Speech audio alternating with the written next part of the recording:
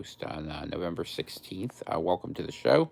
Today's topic, we're going to talk about identity. And I'm going to talk about how identity works versus ideology and why it actually ends up being more successful for fighting and why battles happen over that in a little bit. Probably not a super long show today. I'm still not feeling great, but I decided to come on this morning, talk to you a little bit, just share some thoughts on my mind. And I figured there's probably not too many of you up this hour. I've been up since 3 in the morning. I struggle to sleep. I mean, I have too many things I think about. For whatever reason, I wake up most days between 3 and 4, whether I want to or not. I kind of wish I didn't, to be honest with you.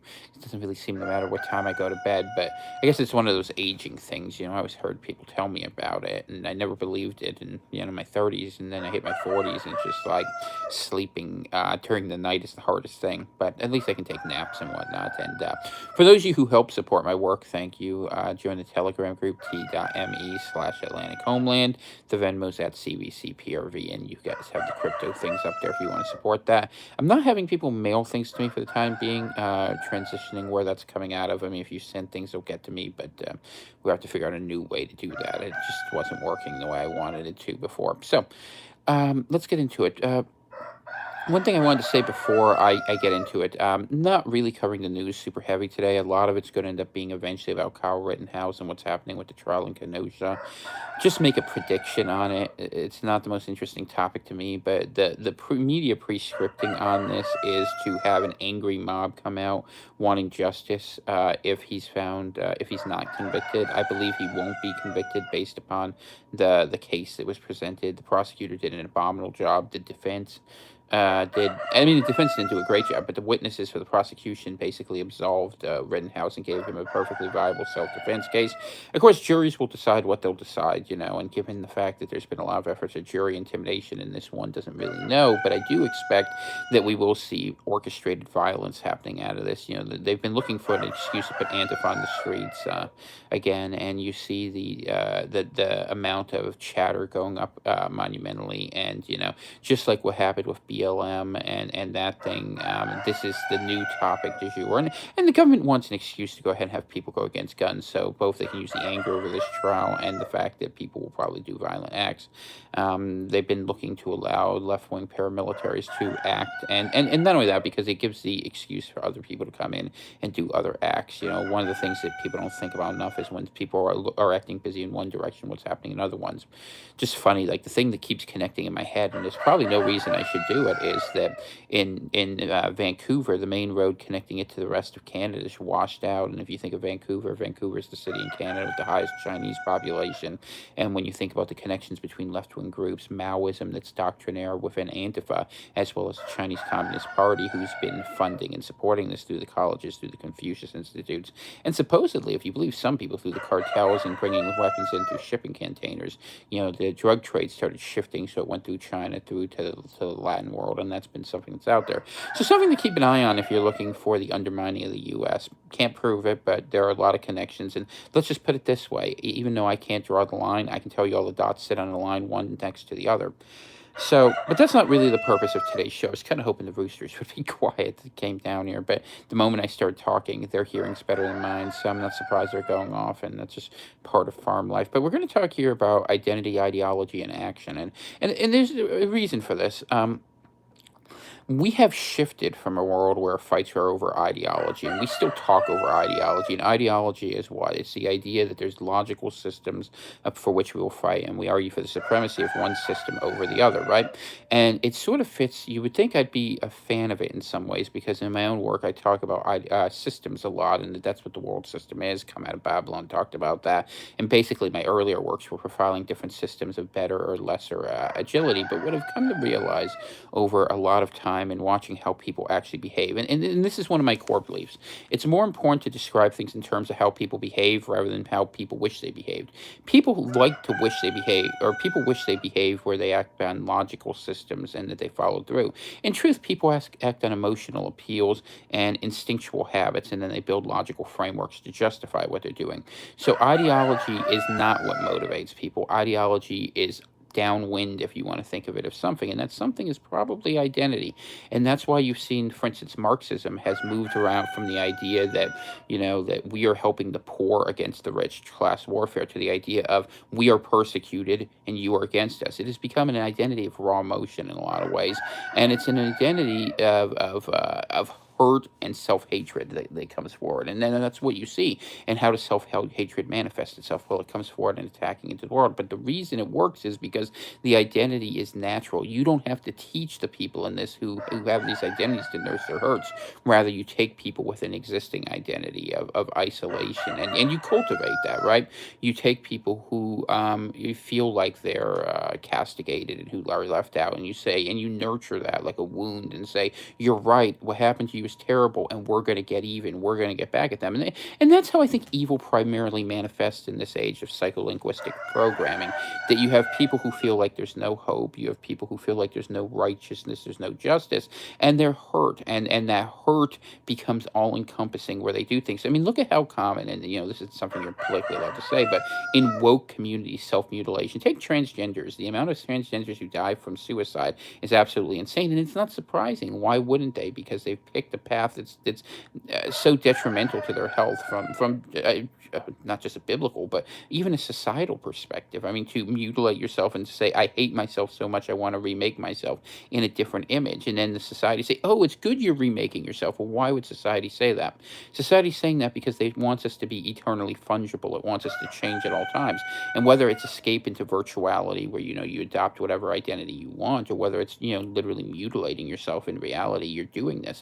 And what happens is those identities become very sticky. They're viscous, and people adopt them. So but the people who've been fighting, basically, we've been fighting a war for a little while of identity versus ideology. And the right has tried a couple times to go ahead, and I hate the left right paradigm, but it's useful here to fight a war based on identity. But it doesn't work because it's identities that artificially are manufactured that people don't want. And what don't people want? People don't want an identity that doesn't give them an emotional hook. Like, I know white nationalism, just to use an example, okay, better than most people. And it doesn't work because most white people don't see a benefit to it. They don't really perceive themselves that way. And could that change with time and propaganda? Of course it could. And people go out there and do it, and they point out the many examples of hypocrisy where, whites are targeted, or if you want to pick, Christians are targeted, or people who believe in heterosexuality, that men and women belong together, and there are all these different targets out there. But ultimately, people who have positive self-expression of an identity, who fit in, generally won't fight for it. They try to use logic to persuade others because they're happy with their identity. But this kind of gets to the point of what the fight requires. It requires an identity that gives you the strength to fight, and that's what people need to begin looking for. And really, it becomes a different way of looking at organizing. You're not politically organizing, you're culturally organizing. And I have to admit, you have to look at how the far left has done this. It's pretty interesting. What they have done is they've built a collection of identities that are hurt enough to go ahead and fight consistently for what they want. And if you're going to fight identity, you're going to have to fight identity with identity. People always say, what will it take to convince these people? And the truth is, nobody convinces anyone of anything anymore. People talk over each other. People talk around each other. People say trust the science, which means why don't you listen to authority? Or people say look at the facts, which means don't you care about the results? And the answer is they don't. What people care about more than anything else is protecting their own self-image. They care about protecting their ego, and that is kind of a banal and sad way to fight in this world. So how do you fight that from an identity perspective? Well, we have the one group. Let's call them the dominant group, and they are evil. And their idea is to say your identity is worthless, but we will remake you in the image of the perfect man. So that is what they do, and that's their vision. Their identity is man as machine, right? Or man as in imperfect justice. And so we need to begin thinking of a different identity. And when you start building the organization out, so this now becomes a networking question. How did they succeed? What they did was they built the communities of the people and had the political movements become outgrowths of them. So what we need to do is begin building the political movements, not in terms of like what the ideology is, but the groups of people who have shared beliefs, who are willing to stand together in support of things that they think are true and that are big enough. So what has to happen is people need to form up. And if you have people do that based on identity and say, hey, this isn't political, we want you because you're this or that, or from my world perspective, right, it's really easy. I'd say I want people who are Christians, who care about their genetic integrity, who are decent folk and who want to work with one another, and that we come together as a community. You just build that community. You don't make it political. You just build the network where people can connect to one another, and you give it a name, whatever you call it. Let's just say oh, I don't know. Let's just pick a word. Let's call them gospelites, right? It's a terrible word, but or gospelers. Okay, so gospelers. That's better. So gospelers might gather, and if you spent your everyday dealing with gospelers, right? And let's say you could do it online or you could do it offline. It wouldn't really matter, really, to be honest with you. But if you had your information where you were in a group, let's say of 50 people, and you just communicated with them and you shared identity, and it's not about believing or disbelieving. It's about communications and networks. This is what people miss. It's not about convincing one another. It's not about going there to find the truth. The truth matters intently. Don't misunderstand me, but that's not how we we don't care about the truth. But we do sometimes care about each other, and in caring about each other, we can find the truth. And that's what the Lord Jesus says us. It says to us, if you accept God as your if you honor the Father, which is you seek truth, right? But you do it in a way where you manifest that by loving your neighbor as you would yourself, is that you treat people under that same way. That is the path that will bring you to heaven. And that's gospel. So what does that mean for us? That means we need to find people, and we need to gather, and we need to just build the identity out, build places where we can be ourselves. And we don't have that. You go in the world and you get punished for speaking the truth. You go online and you get monitored. You get I mean, the people who claim to believe in law and justice are the worst persecutors, right? Because they basically serve as henchmen for the little paramilitary scum and for the same evil people who are going forward. Some of them do it for the money, some of them do it for the fame, some of them do it for a misguided idea that the law will save them. Law is only the means by which the powerful enshrine their authority over the weak. They're actually right. Some people say it. They're absolutely right about that. That's the truth of it. And people devote their whole life to it. But the thing about it is, and I'm not saying you should break the law capriciously. Don't misunderstand me. I think it's a good idea to follow the law until you know really surely why you're breaking it. And then there are times you have to, because morality trumps that. But over morality, we don't measure our support for one another, and we don't measure our life in this world by morality. We simply don't, because it's transactional. We measure it based upon our connection to one another. And this goes back to maybe an ideal I talked about in New Albion, but I never really expressed it as clearly as this in the modern world conflict, which is to say that ideal. Let me just because this my nose looks ridiculous in this thing. The ideal is loyalty to one another, and it's community, it's belonging, and that we need to build those communities now, and we need to build them of a shared identity, and that's one of the things I'm going to try to do with Dana in our shared ministry, the Sons of Dust thing. That there's a place we want to have, and we're going to figure out a way to build it out, because so many people say, what do we do? And it's not about what do we do. I mean, this is the world's trick, right? That the ends justified the means. It's who should we be, and we need to start an identity. And an identity always starts with a simple thing. It's like, I am.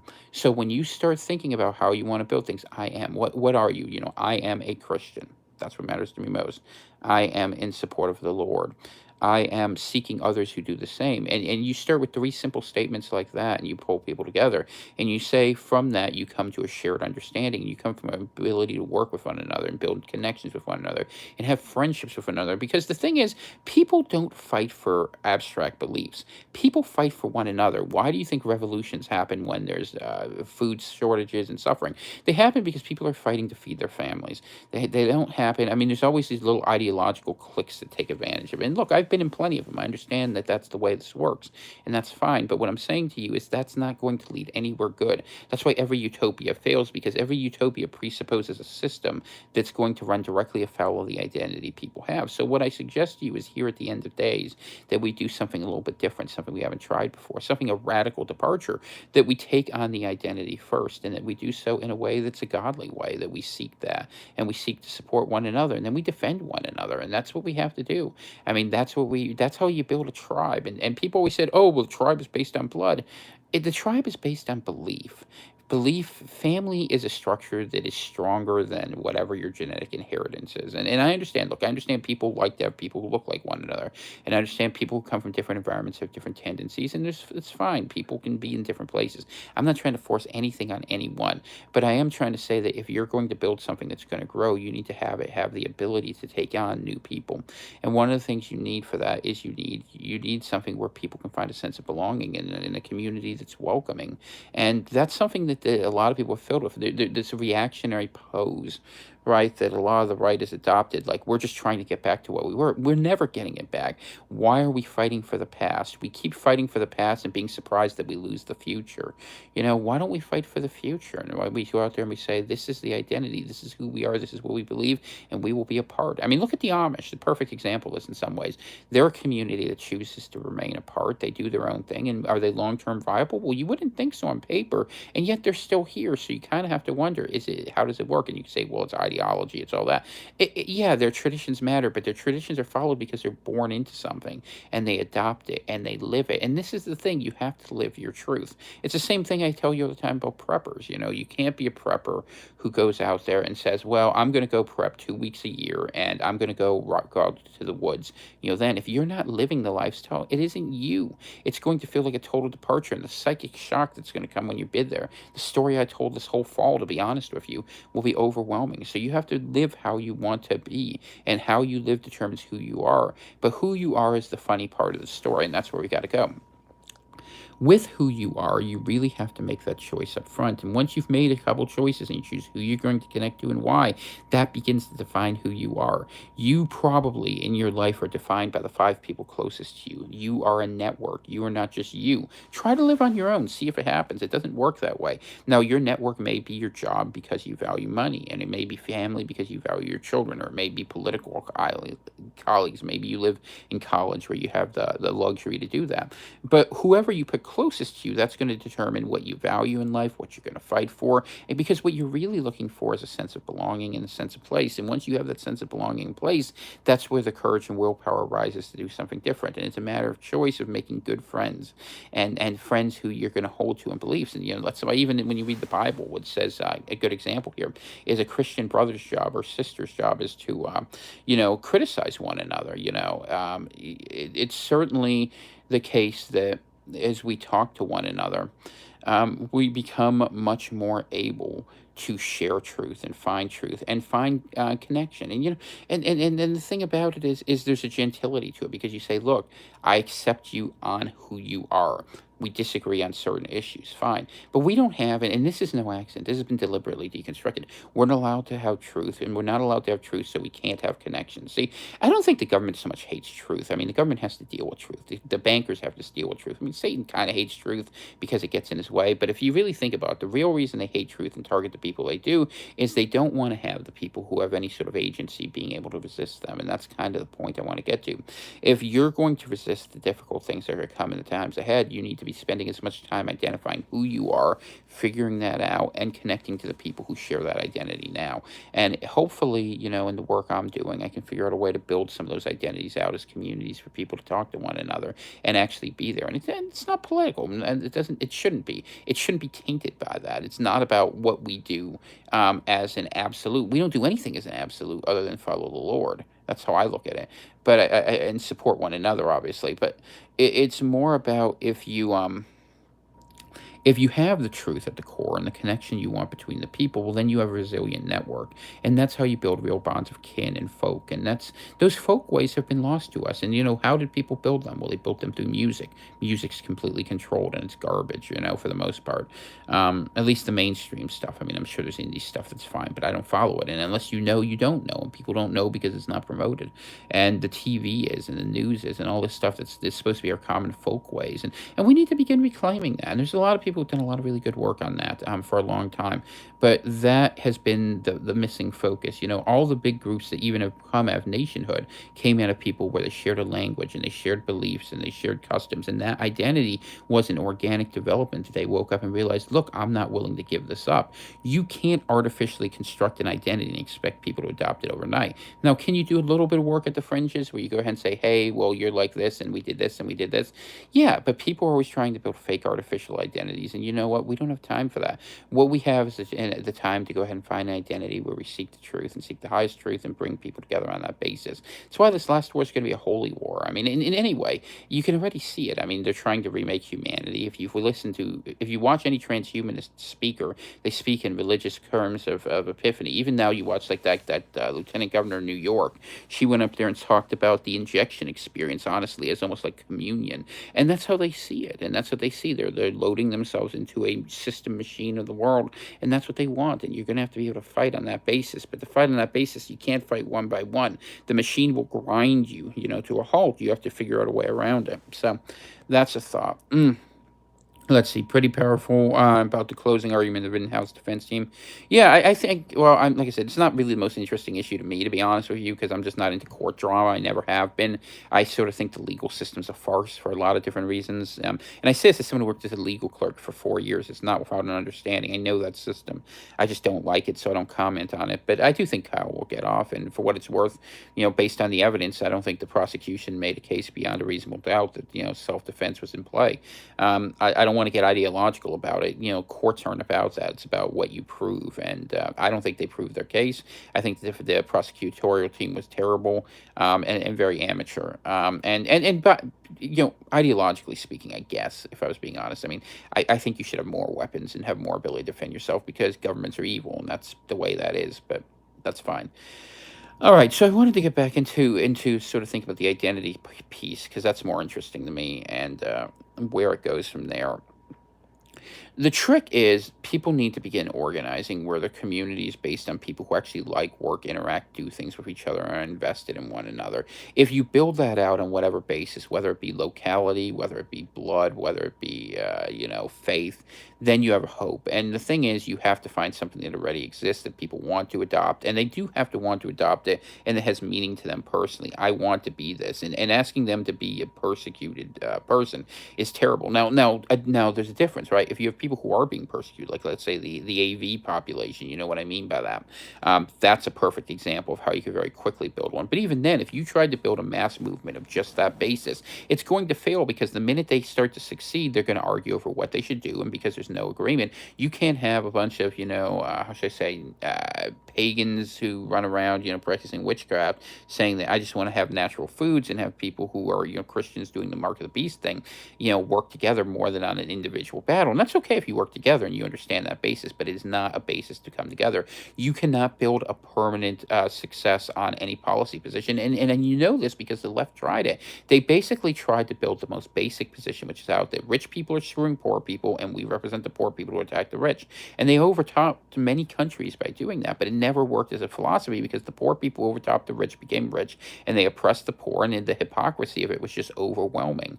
And it's all because the ends justify the means, and all the leftist ideologies, and most of the rightist ones, to be fair, are all ends-based philosophies. And it's not about the ends. It's never about the ends, The end is death. The end is death, and the death is sin, and that's why we can't chase those things. So it has to be about the means, and if the means are right, then maybe death doesn't come, and that's how we have to begin thinking of ourselves. And it's a radical transformation of looking at the world, but that's why, when you read the gospel, and if you really start to build a Christian ideology out, if you want to call it that, or a Christian worldview, you start to realize your job in this world is basically as an ambassador for the world to come, and that you are not trying to do anything in this world except convince people of its terminal nature and try to help people find a way to conjure up a better version of themselves. And why does this work? Because it makes the world not the hook that holds you down, that you can begin to overcome some of your emotions and some of your frustrations and some of your pains, and that you can comfort and succor those who are going through it, and that you can build a network where if your foundational thing is that, I'm not worried about money. Let's use the Amish example. If you grow up in the standard U.S. world or the Western world, the idea is make your money, go get into debt, buy a house. But what do they do when they have a new family? Well, they put a son and a daughter together between families, and they put a farm up to help each other. So instead of watching 20 years go by where families not getting supported because they have to go chase little green slips to prove they're better than one another because we're all hurt and we want pride and we want independence, right? What ends up happening is they build a family and they build a foundation, and they are quickly able to go forward. So while you're busy going through college and going through working a job, they're busy popping out 5 or 6 kids, going forward, and then the next generation. So why are they the fastest growing group? Or pick something that's a little more modern. Look at the Mormons. They do a similar sort of thing. They honor certain beliefs. They come together in a community that transcends them. I think they've been betrayed by their church, to be honest with you, with the position they've taken on the AV stuff, but that's fine. I mean, but the basic philosophy has worked. Or if you even want to pick radical Islam, how these tribes go, and you'd be like, well, that doesn't advance civilization. Well, what advances civilization? Having more tools and more toys to make us more separated from each other to the point where we want machines to replace us, and we say, hey, it's a good thing because we don't have to work so hard. Let me tell you something. I worked really hard this fall, and I already miss it. I'm going back back to normal life. I'm trying to make the sort of deals, worrying about money, worrying about bills, worrying about taking care of this, taking care of that. And it's miserable. I mean, this world we live in is not the world for us. Do we have more stuff? Yeah. We have more responsibilities? Maybe. But the stuff we do is not with meaning. And this is why it's falling. I mean, this is honestly, in my view, why this is all going to fall apart, because our life is meaningless to us, and it's only that the habits have been pushing us so hard that we haven't realized it. Work hard, play hard, the corporate grind. I mean, why do we watch shows like The Office and think they're funny? Because we know that it's all farcical, and that we long for this meaningful thing. Why are there so many incels? Not just against men, or within men rather, within women, because people don't know how to connect with one another. Who knows about love and not sex? Who knows about caring and not porn? I mean, we find surrogates to replace, needs, and we say, hey, we're just meeting. I mean, even they even call it, I've read these stupid articles, it's domestic terrorism. If you're not going out there indulging in all the worst vices, you need liquor, and you need drugs, and you need porn, and look, I've used everything you could think of, and I'll tell you, it's not a solution. It's an escape, but that's what they want. They want you to escape from the world so that you keep coming back to it, because you keep going with the Chinese water torture. You talk about the Chinese social credit system. What sort of social credit system is it, where you take on every bad habit to go ahead and survive in the world? You say you have no other choice. Well, you need to begin making that choice, and we need to help one another in doing that. And we haven't done that because we just haven't had the courage to go ahead and stand up. Because I think on some level we allow ourselves in self-condemnation to go ahead and not seek that thing. And people who were right were saying, well, we don't have the right to tell others because they lack confidence in their own beliefs, and that confidence needs to return. So as we begin a redefinition in the future, you're going to see these things happen, and I can absolutely predict it will happen. Either people will go fully on board with a world system that takes care of them from cradle to grave, or they will build communities of consent that are very different, that are based in faith, because they'll have to be, of groups of people who will live by a code that will hold them together absolutely. Otherwise, they just won't make it. And so that's where we're going to go. And what you see is the groups that are already forming, that are successful, their identity is not really so much rooted in ideology, it's rooted in networks, and they put out ideologies. But you notice how they're utterly inconsistent to their beliefs. And you say, how can you support these things when you don't even follow your own beliefs? Because it's not about the beliefs. It's about the identity that brings them together, gives them purpose and meaning and action. Now, the ones that have organized most easily and ably are those that hate themselves and hate the world. And that's what you see the big totalitarian beliefs are basically about. The idea of you need to control others because you feel bad, or that you need to escape your own biology because, it's frail and it's fragile. But none of them, I mean, imagine if you had an ideology that was, not an ideology, an identity, I should say, that was based on loving one another, and that was based on support of one another, and feeling that there's actually some positive benefit, something that was human enriching. Do you ever do this? Let me give you a little challenge. Like, have you ever watched a show about something we create? People watch so many terrible shows, news drama, crime. We're always looking for action. We're looking for bad things to happen, and then there's a happy resolution. But have you ever watched something that's just nice? That's good. You watch, like, someone, like my wife and I occasionally would do this. We'll watch videos of manufacturing processes where they'll take like a raw good and make an amazing thing out of it. It's like, if you allow yourself to be uplifted, you can be. I mean, if you want to experiment, if this is nature, tool restoration, it's absolutely awesome. You want to do a real life experiment. It's a terrible experiment, but I'll tell you, do it. Get a couple small plants, put one in a room where you have it listen to Mozart, and put one in another room where you have it listen to Metallica, and go check on those plants after a week. Do everything else. And when one looks lively and spry and one looks dead, you'll see that harmony is an essential part of what we need to be. And yet we live in a disharmonious state. We live in kind of this place where we just do not care for ourselves. We allow ourselves in self-hatred to wear ourselves down to the bone. And we don't need to do that anymore, because if we do, all that's going to happen is we're going to become tools ourselves. We will lose that which makes us human. And that's what we're fighting for. This is a spiritual war. I tell you that all the time. And I tell you, that we need to begin finding our way out of it. So, we could talk about the news as always. Things continue to get worse on that Belarus border with Poland. Some people think, and it's a reasonable argument, that this might be a good time for Russia to sneak into Ukraine and grab those eastern provinces by the back door to make a land bridge. France's Macron has went out there and made promises that France will defend Ukraine if Russia, makes any move against it. Although, to be fair, I mean, I think he needs to be more worried about the millions of people protesting in the streets that have been every day since this regime started. But, the thing about being a Rothschild banker is not only do you get to run your country, but the military gets to follow you, or the police follow you sort of mindlessly, as long as they leave the no-go zones to keep the people scared straight. And they're willing to pick any war. And I will say this: if another brother war happens, with Europe, by the way, just don't fight.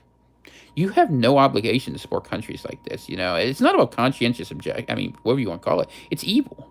I mean, what do you want me to say? The West is evil. We support evil doctrines. We support the doctrines of demons. And you say, "Oh, well, I love America. It's great," or "I love my homeland." Why? What has it done? I mean, let's be honest. Can you give me well, 200 years ago? I'm like, okay, let's say I gave you that argument, and I don't even have to give you that argument. I could go and say the first thing the United States Constitution enshrined in the Bill of Rights was idolatry, and I can argue it and win that argument against you because I've been willing to open my eyes to take the veils off. And the strong deception, patriotism is part of it. It's this idea that a pre-made entity is what you owe your support to. And that's where identity comes back in. The identity, the nation state, okay? It's the perfect form of identity for elite control. I am this and I must fight that. I don't want to fight anybody, you know? Except evil. I want to fight evil. And I don't want to fight people. I want to see them removed from it. I want to see people saved. That's a good cause. And are there people you can't save? Of course. And do you have to fight them? Do sad things happen? Yeah, that's life. And that's choice, and that's free will, and that's sad. But that's it. But nationalism, patriotism, all these things, and look, I've thought more than most people about how to construct these things, but it's inorganic, and we don't have time for that. I mean, could you do that if you have the resources and you wanted to? If you had a benevolent tyrant, right? Could you do that over 50 years? Sure, I could tell you I do. It's not hard, but we have malevolent tyrants because tyrants aren't benevolent. Let's see. There's a wonderful channel I might like called Just a Few Acres Farm. It's certainly not just a small channel, just a bright fellow and great content. Well, I like channels like that. I like farmers. I like simple folk. I like living in the country. Cities make people hate each other because they interact too much. They interact too often and not enough. And what do I mean by that? You can't have a bunch of superficial interactions with people and not be annoyed by them. It takes a while to like people, okay? It takes a while, and you have to have reasons to like one another. It's one of those things where it's really difficult, and that's why they like us in cities, because then we are constantly in the move. They want us in the mode of existence, not essence. They want us to be in an ends-based mentality, not a means-based mentality. And look, I'm guilty of it too. Lord knows. I mean, I do things so often because I'm like, well, this will justify the ends, and just will justify the ends. And all it ends up being is a trap that sucks up your time. And I've tried to walk away from it. It's so hard. An architect who stepped away from the corporate, well, good for him. That is yeah, no, I understand the corporate world is miserable, and for those people, but this is the thing, right? So like you have to do 20 years in prison to get out to be the sentence. Why do we do it that way? I mean, why don't we go back to the old way where you homestead people? Maybe I will say one thing: if it happens in the worst case scenario where all these people who took these interventions end up passing, and rather than giving control over to a beast system, maybe some of us in some areas should say we're going to separate away and just give families a house and a chance to get started and say, hey, and maybe if you're going to have any requirements, say grow something on your land. Feed yourself a little bit. Wouldn't that be a heck of a thing? And I know no one wants to put forced rules, but imagine a society where the expectation is that if you were going to go shopping, that you'd produce at least some of the food you make. How much better would the world be? How much more confidence would people? How much good would come of that? Like if you had a couple animals that you were raising, if everyone had a couple chickens, maybe that's our strategy. Forget a chicken in every pot. That was the old thing they used to say, a chicken in every yard and some turnips to boot. If you had people doing that, then you have to care for the land and you have to think about long-term planning. You have a sense of accomplishment and a sense of achievement and a real goal that you accomplish. It's just your own thing. And if you've ever had fresh garden produce, for instance, or I know some people aren't there with it, but that's fine. If you've had naturally produced meat, the difference in what you're eating is amazing. And then you have those abilities, and you decentralize energy, so you don't have these utility companies. But instead, we just say no. Well, we basically live in a world where we've all agreed to live in a debtor's prison. And how do you get money? Well, you get money by screwing over one another, and that's the dark magic of it. That's mammon in the world. And how do you escape that? It's very difficult. I mean, I kind of get to do it because you guys support me. When you send gifts to the Venmo, CVC, PRV, and whatnot, you allow Dana and I to live this life. But even as it is, we live very on the fringe and on the margin, and sometimes we don't make it. We've gotten help. And I'm not begging here. It's just the reality of it. But you become okay with it because you learn to have faith in the Lord. Because one of the things you sometimes need to do, and maybe this is a point I want to share, it's a good point to end on, is you don't have to solve everything to do the right thing. I know a lot of people who want to do the right thing, but won't because they don't know how to cover the gaps. Like, for instance, people who are going to lose their job over the injections and who won't leave because they don't know how they're going to pay their bills. You got to have faith it'll work itself out. And at some point, without faith, you're not going to make it past this world. And better to let the struggles of this world be the opportunity in tribulation for you to find faith than to find yourself at the end of all time and find that you never had faith of anything because you did it on your own will. You might have lived a full and complete life, but that'll be the end of it. And life is a very short thing. Eternity is a very long time. Even the history of this world, just take it that way, is very long. So why not hope for something more? Why not try for something more? And why wait? If something so wonderful is waiting, why do we gotta wait so long? Even when you look at it, the power of miraculous things, the power of belief to transform people is just one of those things. And if you take on that identity, and maybe this is a bit of personal testimony, but I'll share this with you. When I really went and transitioned from sort of playing with the occult and sort of a vague spiritualism where I just wanted power toward a real embrace of Christianity, for me, I was playing at it for a long time. I was like, oh, well, I think this should be true. It's nice to say, and you feel like a fraud. And you know what? The funny thing is, the more you do it, the more you feel like a fraud. And I say that because none of us live up to the goals. But at some point, what happens is you think long enough about what you think should be right and what you think should be true, and you realize you don't only think it, you actually believe it. Like, it's not a question of you have to think about and consider it, it's that you becomes a core of who you are, that literally your thought on your own morality and your beliefs redefines your own identity. This is what being born again is all about. It's the work of the Holy Spirit in you, and as you begin to go that way, you find that you can't do things the way you used to do it because you know the consequences, and that you become a different person who has different constraints on you. And as you become that different person, you see the world differently. You cannot help because your eyes are open to things you could not see before. Things that were just the cost of doing business, that are pragmatism, reveal themselves as the everyday evils of which we are oppressed. And yeah, I want you to escape oppression. I mean, that's what it is. The whole point, we were born natural law with free will was so we could have human liberty. But what's human liberty if not the idea to seek the highest good and to go ahead and to seek truth? And the highest, it was once understood, the theologians would have told you I was seeking God so that we could understand, emulate that example, and build that society in that basis. That was the foundation of the settlers, at least here in New England. That's exactly what the Puritans thought. But then they began making all about their works and about the things they did and said, hey, this is proof that I'm good, and therefore that's all that matters. And that's the foundation of how America was led astray. That the pride that maybe started as much in New England as anywhere else, or at least we played a role in it. Ideologically saying, like the Unitarians did, say, oh, we're all good people, we do good things, we support God in a very ecumenical sense, and we stopped thinking about the humility of it and stopped asking for help. We're like, we got this, we're going to do it on your own. And that's what you need. You need faith. You need to know you're not doing it on your own. You're never doing it on your own. And if you go through your life that way, you'll find miraculous things.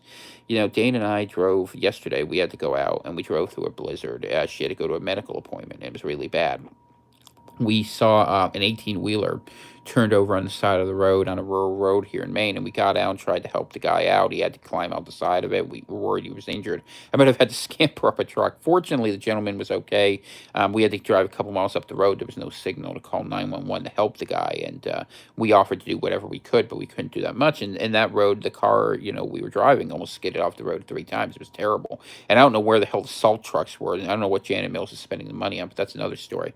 So, but we prayed and we made it, and we're grateful for that. And people say, well, people praying and you don't get outcomes. Well, okay, then you got to learn from that too. But you ask, and you learn to live in a relationship, and in a relationship you get everything you want. If you go to your wife, right, and you say to her, your husband, whoever it is, and you say, I want this, sometimes you'll get it, and sometimes you'll talk about it, and sometimes you'll say no. And you got to learn to be grateful for what you get and understanding of what you don't get. And it's just, and the answer is not about the outcomes. I don't want to say it's about the outcomes. It's about the seeking of the connection, and the connection is what makes it real.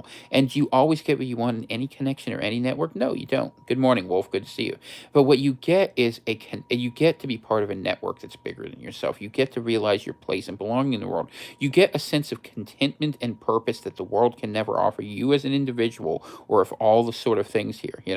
Just don't say I want to head. No, yeah, don't say that. This is a great point, Joel. Do not ask for things you do not want to do. You start making promises about what you're going to stand for. You make these brave, heroic, gallant stances, and you want to know why your life's difficult. Well, that's why you start offering things. You say dumb things like I said. I'm a kind of a post-trib rapture guy. Okay, I think we all go at the end, but it's like it'd be like, no, I'm like, Lord, I'm going to stand with people here. If this is your will for me, I'm going to stand here and speak the truth to the end, which is basically saying, hey, martyr me. But you know what? I thought about it. If you die from a martyr, let's say it was a Christian, because I think in end times terms, if I end up having to have my head chopped off at a guillotine for my faith, and I'm going to go out there, and the last thing I'm going to do is praise Jesus. You know what? Because life is short. And I'm going to have it mean something. If that's my last act, then fine. That's it. I mean, it'll be a better thing than I did than most of the things I did in my life. And it's not about being better. It's true. It's just right. But people don't think that way. People are like, oh, I want to get out of it. I want to make a deal. And this system just wants you to make a lot of deals. And so we need to give identities where people are still going to make deals. You can't stop that. But where the deals we make are at least good and honest ones. And that's where the integrity comes back in the world and you can begin to push back. You're never going to make it to where, you can never get as far in good in this world as evil will the other way, because it's just not in our nature. I mean, maybe if God came down and helped, and maybe at the end of times when Lord Jesus comes forward, I mean, maybe, who knows? I'd like to believe something like that, and it's worth seeking how far we can get. But in general, the world is always going to tend toward evil, and it tends toward evil because we are separated from one another, and we don't know how to fight those separations. And so, identity rather than ideology is the way around it, because ideology is just another form of the dialectic. The same thing people bitch about all the time, the thesis, antithesis, synthesis thing. That's all you're getting with ideology. You're saying to people like the left right thing. If we really get into it, the right saying, well, I value the individual more, and the left saying, I value the collective more. Well, are you not part of your family? I mean, if you're not, how sad is that? I want to do everything on my own. Well, then you know what? You're reverting away from civilization. You're reverting away from culture. I mean, why can't you be an individual who is expressed through this community? And the answer is because you're set at war against yourself, because you're set at war against others. And I don't want war with anyone. I want war for the truth and with people, who are standing together. And what does that mean? That means I fight a war against the state. That means I'm a dissident. It means one day I probably get thrown in a cage and something really bad happens to me. It means that even before the V thing, I couldn't go across the border without having a 4-hour interrogation by our government about what I've been thinking lately. I'm like, obviously a lot more than you have. And that's the truth. It's my life. It's what I deal with. It's me being on lists. It's me not being able to do certain banking functions. It's why I don't have a PayPal. I'm not allowed to, because I dared to say that my views were better for Republicans, for right wing people. It wasn't the Democrats that got me canceled. It was the Republicans. And I know it. Because I was too close to truth to threaten to having real opposition. And it's okay. I'm fine. I'm out of the system. I'm as far out of the system as I can get. I just want more friends to join me. And I want us to figure a way. And I know that it doesn't work. We always say, I have this conversation every month, at least once, where we have a group of people say, hey, wouldn't it be nice if we got together and we bought a piece of land and got away? I even tried to live it. It's how I ended up evicted and almost homeless, because I joined with people who I thought were just good and decent people, but who didn't share beliefs with me, and that didn't have core beliefs that were compatible. Because at the end of the day, you're either living for God or living for yourself. You're living for something bigger than yourself or not. And if you're living for anything that isn't God, basically, you're kind of just living for a constructed belief of man. So you're still living for yourself. And so I realized I had to do that. And that I wanted, what I realize now is that what we did wrong and what we continue to do wrong is we don't build a community first. So I'm here building the community. I'm here talking to you. I come on here when I can and I talk about things. And we need to figure out other ways to connect that are organic and that are meaningful, and that we become who we are. And once we become who we are, then the people who want to stand up for that, the warriors, the soldiers, the police, all those people, those people are out there, but they don't have anyone they trust in leadership, because they think everyone's trying to trick them. I'm not here to lead you to war. I'm here to lead you away. That's what and look, Lord knows, people ask me to lead all the time. It's not as easy as you think. And it's not about being afraid of it. It's more about what will work, because if you take on the responsibilities of leadership. Okay, I've run towns, I've run businesses. It's other people begin to count on you, and they expect a lot. And you got to figure out. But so we have to just lead one another, and it has to be something bigger. So. Or we can let them lead. We can let the Antifa punks that are going to come out after this Rittenhouse acquittal, and let them burn it all down. And look, at this point, if you burn cities down, I'm not a fan of cities. I'm not going to stand there against it. I'm not going to say, hey, law and order, that's fine. They don't want to have it. Let them destroy their own communities. Let people suffer the consequences of their actions. They're going to anyway. We can't save the world. We're not even supposed to be in it. My question is far simpler than that. How do we find good people and get out of this thing? That's all I want to do at this point. Until the end of time. Then once we get something together, maybe we figure it out. We figure out a way to make our lives and the resources we have really pull that way. Whatever that requires. And the only hope I have, I guess, if this isn't the end times, is that the system is destroying itself, and in those gaps and in those openings, people will have to A, behave better because they'll hold each other to a higher account, and B, there's a chance for something new. So I guess I look at that with a little bit of optimism, but it's a hard spot to be in, no doubt. So those are my thoughts this morning, and hopefully you got something from them. So let me say a quick prayer for y'all. Any quick questions or thoughts you want to throw up, go for it. Well, I was only going to go 20 minutes, but I'm glad I came on this morning. I'd like to do more today. I just don't know what I can do. My energy level's been really poor, and I got some things I got to deal with, just horrible bureaucracy, paperwork stuff. It just sucks the life out of you. We don't need big government. We don't need bureaucracy. We don't need people telling us what to do. We need decent people and a culture that goes forward with it. And people come to me and they say, well, I'd like to do something with you. We should set up this way. And in one sense, the formalism of it should be of a brotherhood or a sisterhood or, a connection of family. But beyond that, once you start making about contracts and everything, it's just going to become the same old game they play. So, Heavenly Father, let's pray this, that you teach us how to love one another as Jesus loved one another, and that you help us find in truth that ability to connect to one another, to share your message, not just so we can realize the blessings after this world, but the blessings in this world that the Lord said, and that through our examples we can help bring in the harvest. It's not just about persuading and proselytizing, but it's about living the word, and hopefully, Lord, you can show us how to do that so we might recover some joy in this cold and dark time. So just ask for your help, Father, to look over everyone who watched this chat and help more people come to you. So in Jesus' mighty name, I pray that. Thank you for spending a little bit of time with me this morning. I will see you probably tomorrow. We'll see what day. I don't have anything planned this week beyond what I've already done. So I should be around a little bit more. And we will try to do at least one evening show this week. Hopefully I'll feel up to it. My voice has been a little raspy as the day goes on, but I'll keep working on it. So God bless. Talk to you guys soon.